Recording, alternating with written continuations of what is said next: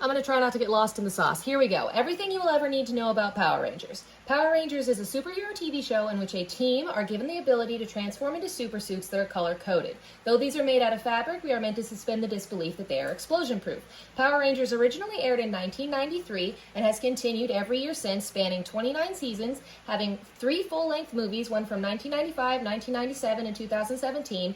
It also has a comic book series released by Boom Studios that has the same characters and themes but is not canonically linked to the TV series. One Haim Saban came up with the original concept for Power Rangers when he saw a TV series of the same plot in Japan called Super Sentai.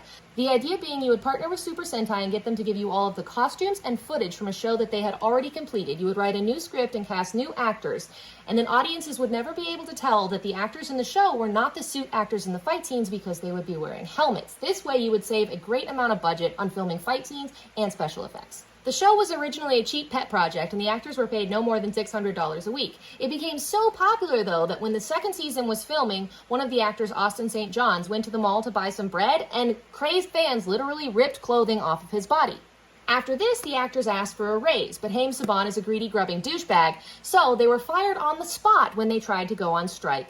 The show did not unionize until 2017, and the first actor who portrayed a Power Ranger in the show to actually be a member of SAG was Devin Daniels, the Red Ranger, in Power Rangers Beast Morphers 2019. The original series that spanned 3 seasons was called Mighty Morphin Power Rangers. This name was meant to ape the name Teenage Mutant Ninja Turtles in the hopes that that would make the show more popular. The word morphin, so arbitrarily created in order to ape the cadence of Teenage Mutant Ninja Turtles, has become a crucial part of the show. The only explanation ever given for this made-up word was that it is shorthand for metamorphosis. Morph? Metamorphosis. That means to change. This word is used for a number of things throughout the show. The traditional call-out when they're about to do a transformation sequence into their superhero selves is, "It's morphin' time." They always have an object which allows them to undergo this transformation, usually worn on the wrist, but sometimes a cell phone. This is called a morpher. When they undergo the transformation, it is called a morph sequence. A common catchphrase is more phenomenal, meaning really good or awesome. But most importantly, the Morphin Grid is the semi-sentient energy source that gives the Power Rangers their abilities. I say semi-sentient because the Morphin Grid, which exists in its own dimension and simultaneously blanketed over top of our dimension because you can access it at any point, is shown to pick people who are pure of heart to be Rangers and never give its powers to those who are evil. Interestingly, a recurring theme in the show is evil Power Rangers. That is because in the original Mighty Morphin Power Rangers, there was an evil Green Ranger introduced halfway through season 1 who was being brainwashed by a space witch, Rita Repulsa. He later breaks Rita's spell, turns good, and helps the team defeat the enemy. I got lost in the sauce. Part 2, everything you will ever need to know about Power Rangers. It was originally intended to be 6 seasons. These seasons are commonly referred to as the Zordon era because the mentor character for the Rangers during those seasons was predominantly a blue head floating in a tube named Zordon. During these 6 seasons, anytime the costumes change or different actors come and go, it is explained in the plot of the show. It is a fluid moving plot line. However, after the 6th season, Power Rangers in Space, every time they start a new season, it is a full set of new actors with new costumes in a new scenario. Popular themes for Power Rangers that the suits are based off of and they draw their powers from are dinosaurs, animals, ninjas, and cars. Arsenal terminology. They have morphers that allow them to transform into their suits. They also often have a battleizer, which is a big suit of armor that one ranger gets that has like guns and shit on it and allows them to beat people up better. It's sad it took me this long to get to this point, but they have Zords. Every ranger has a big robot that they control called a Zord. And all of those robots come together Transformer style into a Megazord, which is a person-shaped robot that beats up big monsters. Because in this show, every time you kill someone, they explode, and then they come back to life 10 stories tall, and you have to kill them again with your big robot. In the original Mighty Morphin Power Rangers, when Zordon is seeking people to give these abilities to, he asks his assistant Alpha to find teens with attitude. This catchphrase has made it so that in all following seasons, the Rangers are almost entirely teenagers. Sometimes they're in high school, but often they're more college age. It is very rare for a Ranger to be an adult. This TV show is in a Monster of the Week format, a very popular format where in each episode they fight a different monster and learn lessons about caring, sharing, teamwork, and community.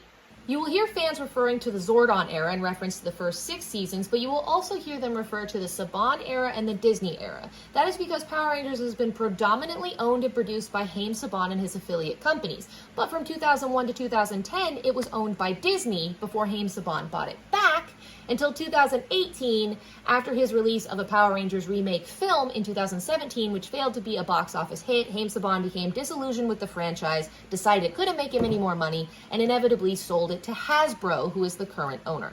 Though the actors and characters traditionally change out every year, there is one actor, Jason David Frank, who has reprised his role as Tommy Oliver, the original Green Ranger, in 5 different seasons, appearing also as a White Ranger, 2 Red Rangers, and a Black Ranger. This makes him a fan favorite.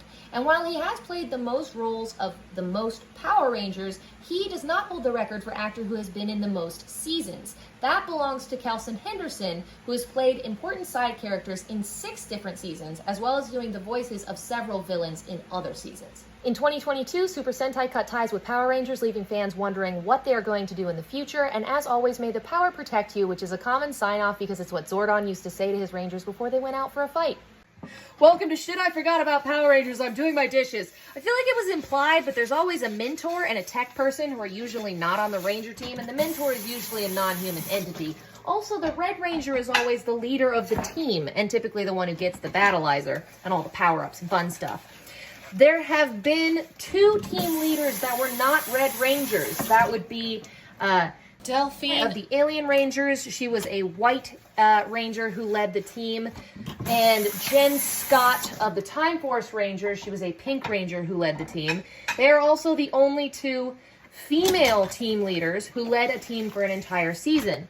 There have been 2 female Red Rangers in the 29-year history of Power Rangers, but they were side characters in their seasons and only led the team for about 3 episodes. So we have never had a female Red Ranger who led a Power Rangers team for the entirety of the season that she was in, which I really hope they do next year, because it's about fucking time. Izzy Garcia, the Green Dino Fury Ranger, is the first openly gay Power Ranger. She's also the first female Green Ranger. Ladies are usually pink and yellow, in case you were wondering. Also important thing that people talk about all the time, David Yost, the actor who originally played the Mighty Morphin Blue Ranger, Billy Cranston, is gay, and he was bullied on set for being gay.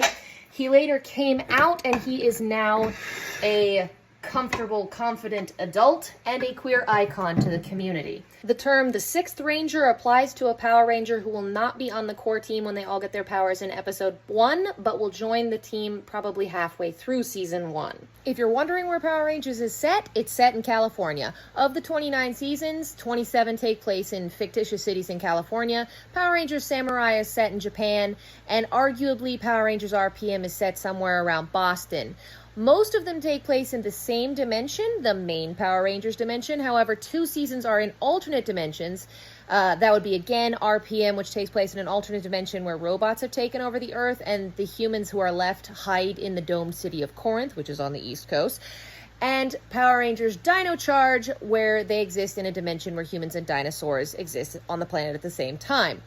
The original seasons of Power Rangers were filmed in California. However, after that, they moved filming to New Zealand to save money. God, I really hope that that's everything that is important that you would need to know in order to understand a discussion about Power Rangers. And as always, may the power protect you.